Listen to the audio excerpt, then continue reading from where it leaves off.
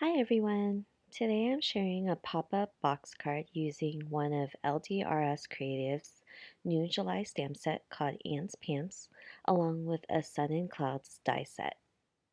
Starting off, I have a piece of 12 by 12 yellow cardstock, and this will work as my base for the pop-up card.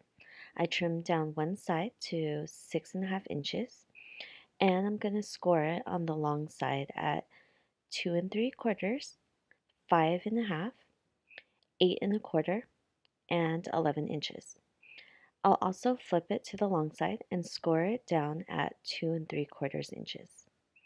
I'll go back and cut down each of the score lines, stopping at 3 1/4 inches. So for the score line at 11 inches, I'll cut off a little piece, and that will be used to close the box up later. I'm using a Teflon bone folder to help fold down the score lines. And once I have that, I'm ready to decorate the outside of the box. I'm picking out some pieces of pattern paper from the LDRS Creative You Are My Sunshine paper pack. And I just wanted something fun and colorful for the outside. And I'm also picking out pattern paper for the inside of the card. And I wanted those pieces to look something like a picnic blanket. I'm going to take the paper I picked for the outside of the box and trim them down.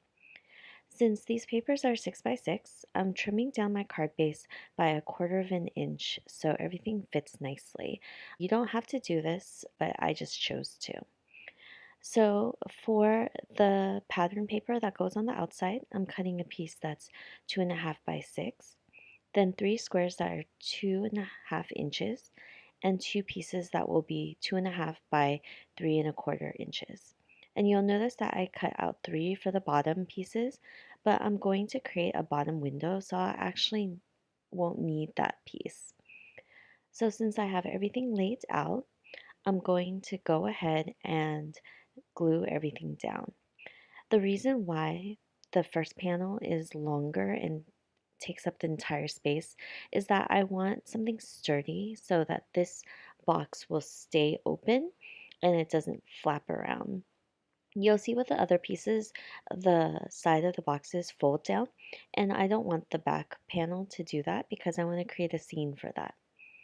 So I used a little post-it note to mark off the bottom window where I will not be gluing down a piece. So I'm using a pencil to mark off a little window frame that I want to create. And I do this just so I can cut it out with an X-Acto knife a lot easier. It's easier with pencil marks so I can erase them afterwards. So once I have drawn out that window, I'm going to go and use my X-Acto knife to cut this out. I'm not too worried about the sturdiness of the box because I'm going to be adding a little bottom window piece to this later on. So I'll erase off the pencil marks, and while doing so, I decided that I want to trim off that top part. Sometimes when you create a pop-up box with a bottom window, that little flap kind of gets out in the way and you can't fully see it. To help me trim off that little top flap of the box, I use my paper trimmer, and I'm super careful because I don't want to cut the other sides of the box. And I was so careful I didn't trim the entire thing, so I used an X-Acto knife to help cut out the rest of it. So I'm going to move on to the second set of pattern paper I picked out, and I'm going to trim down 2 2.5 inch squares, and this will be for the inside flaps of the box. This is the pattern paper I chose that resembled a picnic blanket, and this will be the area on top where the ants are enjoying their picnic.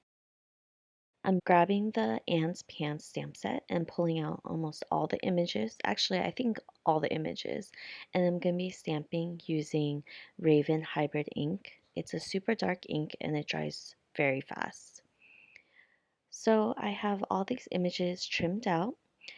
I'm a big fan of cutting on the line, but since these ants are so small and they have basically lines as legs and their antenna, I couldn't cut on the line. So I decided to leave a little trimmed outline around all the images. while I was coloring, I realized that I didn't stamp out the apple. So I went back and stamped out the apple and trimmed that out as well. Since these images are so small, the coloring was really fast, and all the colors that I'm using will be listed down below in the description bar as well as on my blog. And by the way, on my blog, I'm participating in the LDRS blog hop for their July release. They're also giving away a bunch of prizes just for commenting, and you should definitely check it out because they also have a coupon code for their spring release, and I think it's like 25% off, so you want to check it out.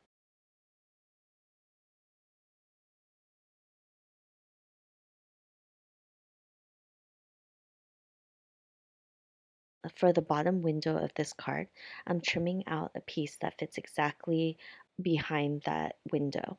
I believe it's 2.5 inches by 3.25.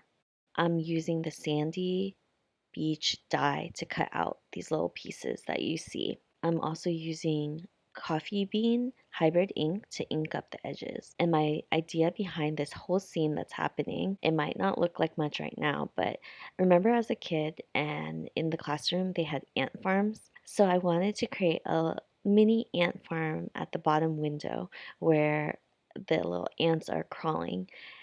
And because this set includes two ants where you can color in and two ants that are silhouettes, I wanted to use the silhouettes to be in the little farm. So I'm stamping them out in the little tunnels using the same Raven hybrid black ink. And I think that it turned out really well. This is exactly what I had imagined when I thought of doing a pop up box, only because I wanted the bottom to have this little ant farm and the top to have the ants enjoying the picnic. It kind of brings me back to my childhood.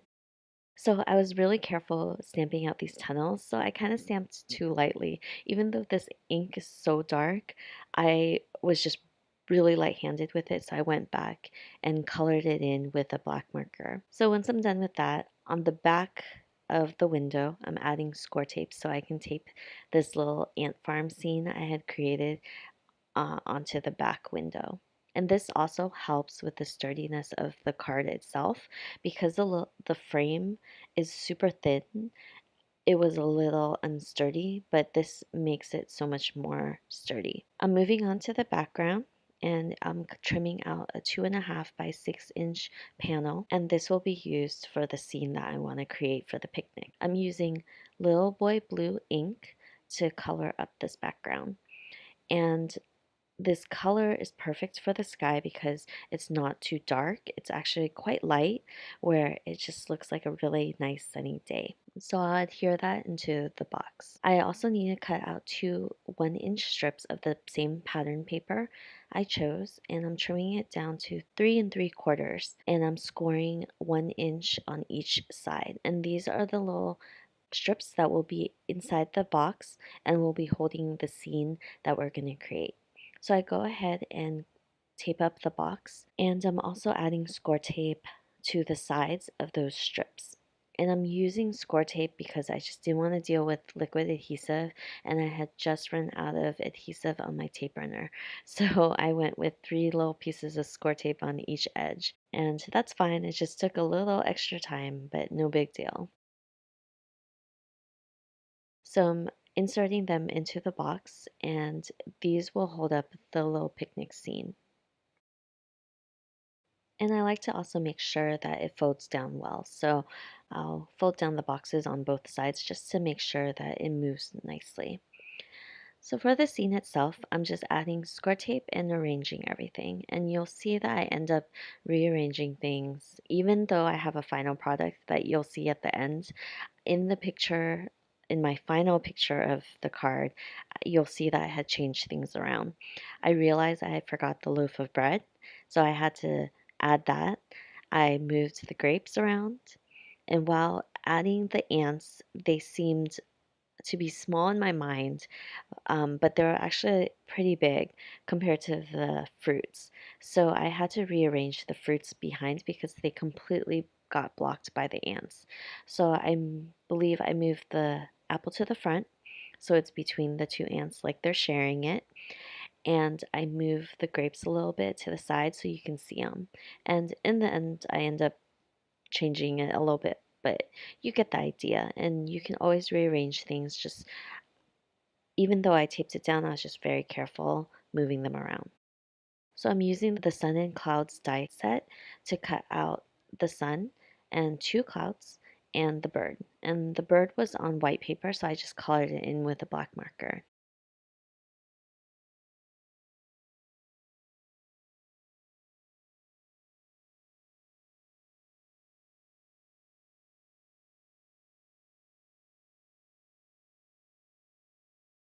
I'm using glue dots and I'm just adhering it. I really am a fan of dry adhesives. I don't really use liquids too often, but when I do, it's for small images like that bird. So this is more or less the completed card, except I realized I needed to add a sentiment. And I should have done this beforehand because it would have fit perfectly on the back under the clouds. But I didn't want to risk misstamping and having to restamp and ruining the whole card. So I decided just to go ahead and stamp it on a piece of white paper. And I don't know what happened, but I ended up stamping this multiple times. And I finally found a sentiment that I liked. It was even, and yeah. So I trimmed this out on a strip of white paper, and I'll be gluing it to the front of the card. I play around and consider stamping in the back, but at that point, I wanted it just front and center. So I'll trim this down. And my measurement skills were off today because you'll see it's way too wide. So I had to go back and trim it, and actually decided that, you know what, I'm just going to put score tape on the back and I'm just going to flip it over and trim it down. It's much easier than trying to measure it exactly. So I adhere it directly to the front, flip it over, and use a pair of scissors and trim it down. So this is the card in its final version on the video. You'll see I add an extra cloud in the back, I add a loaf of bread, I move the grapes, but you get the point. So I hope you enjoyed this video. Even though I'm not a fan of ants ruining picnics, I really liked how this card turned out, and I really love that ant farm on the bottom. So I hope you enjoyed this card as well, and I'll see you guys next time for another video. Bye!